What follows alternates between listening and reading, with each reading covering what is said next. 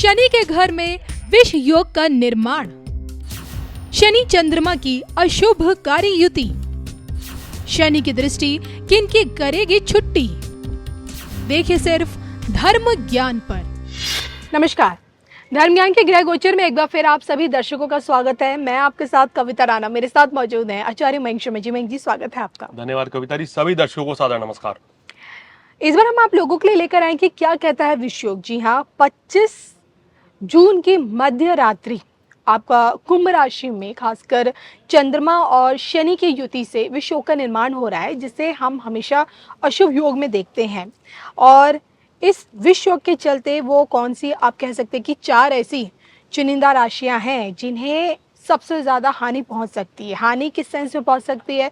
स्वास्थ्य संबंधित दिक्कतें आ सकती हैं, आपके रिश्तों में तनाव, झगड़े आपको झेलने पड़ सकते हैं, आर्थिक तौर पे आपको हानि हो सकती है, या फिर अगर आप काम कारोबारी हैं या आप अपनी प्रोफेशनल लाइफ में कहीं आपको डिमोशन के चांसेस आपको देखने को मिल सकते हैं। तो अचानक से विष योग किस तरह से आपको अचानक हानि दे सकता है, इसी पर आज हम चर्चा करेंगे और मयंक जी से जानेंगे कि किस ऐसे राशियों पर इसका प्रभाव अब की बार देखने को मिलेगा। 2.25 दिनों तक का इसका प्रभाव होता है। मयंक जी बताएं। देखिए कविता जी, विष योग को ज्योतिष में अशुभ श्रेणी में रखा गया है। चंद्र शनि और शनि की युति होने से विष योग का निर्माण होता है।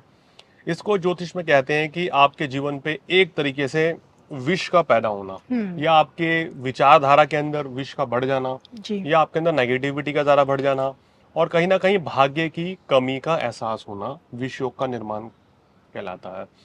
शनि चंद्रमा की युति जब भी गोचर में एक साथ होगी, अब ये 25 तारीख की मध्य रात्रि यानी कि 25 तारीख को रात को 12 बजे के बाद 26 तारीख की अर्ली इन द मॉर्निंग तकरीबन 2-2:15 बजे के आसपास ये शनि चंद्रमा की युति हो जाएगी जी। 2.25 दिन ये युति चलेगी। अब इस दौरान क्या क्या परेशानियां रहती हैं? देखिए, विष योग में कविता जी व्यक्ति के मन में नकारात्मक विचार आना, क्रोध की अधिकता बढ़ना, मानसिक तनाव रहना, अनिद्रा की समस्या, व्यक्ति का जरूर से ज्यादा नशीले पदार्थों का सेवन करना, या उसके साथ कोई छोटी मोटी दुर्घटना होना, घरेलू जीवन में जीवन साथी के साथ वाद विवाद होना, अपने कलीग्स के साथ या अपने बॉस के साथ किसी भी तरह की डिस्प्यूट होना, या विवादों में घिरना, ये सब चीजें होती हैं। अब जिनकी कुंडली में विष योग है, यानी कि विष योग किनकी कुंडली में होता है?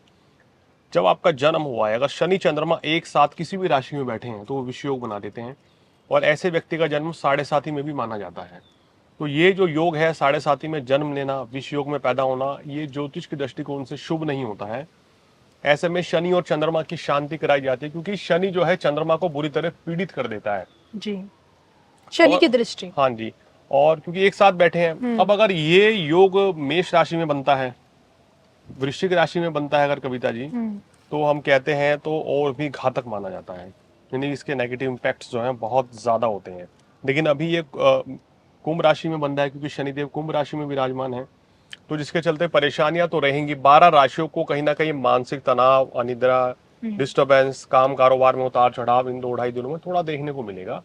तो सभी को संभल कर चलना चाहिए, विवादों से इस 2-2.5 दिन दूर रहें, नाप तोल कर बोलें, अच्छा रहेगा। और कुछ चुनिंदा राशियां हैं, वो 4 राशियां जिनको थोड़ा सा ज्यादा संभल के चलना होगा, जिनको इस 2.5 दिनों के दौरान किसी बड़े बदलाव से बचना होगा। और जो कि मयंक जी जैसा बताते हैं कि प्रत्येक माह विष योग का निर्माण होता है, तो हम ये कह सकते हैं कि हर महीने हमें इसको लेकर सतर्कता बरतने की बहुत ज़रूरत पड़ जाती है।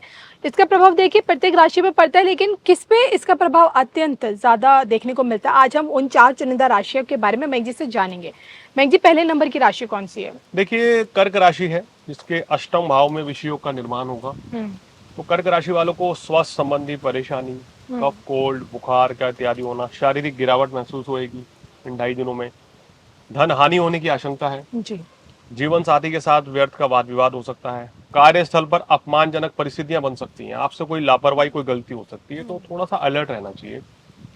इन 2.5 दिनों में आप थोड़ा सा सुस्त रहेंगे, खोए खोए से रहेंगे, कहीं ना कहीं एक एनर्जी जो होनी चाहिए, पॉजिटिव एनर्जी, वो नहीं रहेगी। तो अपने आप को स्ट्रॉन्ग करना है। उपाय क्या करना है ये अंत में हम आपको बताएंगे जी। लेकिन कर्क राशि वालों को इस समय थोड़ा सा ज्यादा ही सावधान रहने की जरूरत है, और अपनी सेहत का विशेष ख्याल रखने की जरूरत है।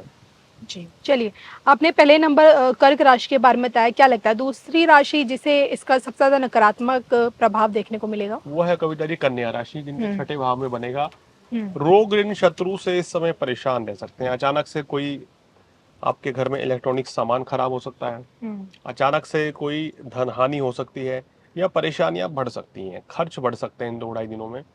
इस समय नए काम की शुरुआत ना करें, कोई डील हो तो उसको कुछ समय के लिए टालें, हुँ। यानी कि डील मीटिंग कर लें पर फाइनलाइज मत करें इन 2.5 दिनों में, तो बेहतर रहेगा। और अपनी सेहत का ध्यान रखें और वाणी पर भी संयम रखें। जी, तीसरी राशि? तीसरी राशि कविता जी कर्क राशि, कन्या राशि के बाद जो आती है वृश्चिक राशि। हुँ, चतुर्थ भाव में ये ग्रैंड शनि चंद्रमा का विषयोग बनेगा, जिसके चलते आपको मानसिक तनाव रहेगा। जी, घरेलू वाद विवाद में पड़ सकते हैं इस समय आप, तो उससे हुँ, आपको बचना चाहिए। थोड़ा सेहत का ध्यान रखें।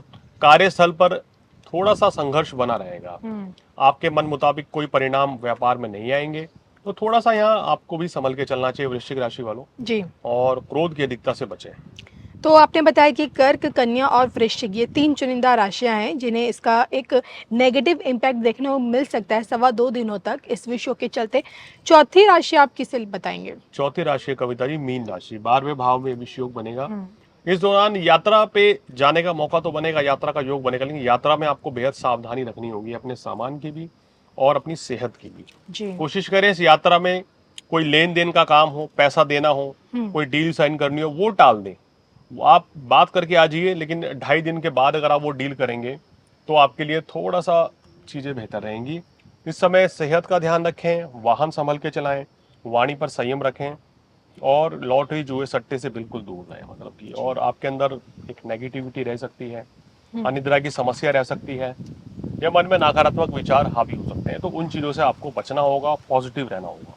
चलिए, तो मैं ये तो आपने बताया कि इन 4 चुनिंदा राशियों पर विषयों का प्रभाव देखने को मिलेगा। इस दौरान बस शॉर्ट में आपसे जानना चाहूँगी, इस दौरान क्या कुछ प्रत्येक आम जनमानस को करना चाहिए कि जब-जब इस विषयों का निर्माण होता है, गोचर की स्थिति जब थोड़ी-सी नकारात्मक हो जाती है तब?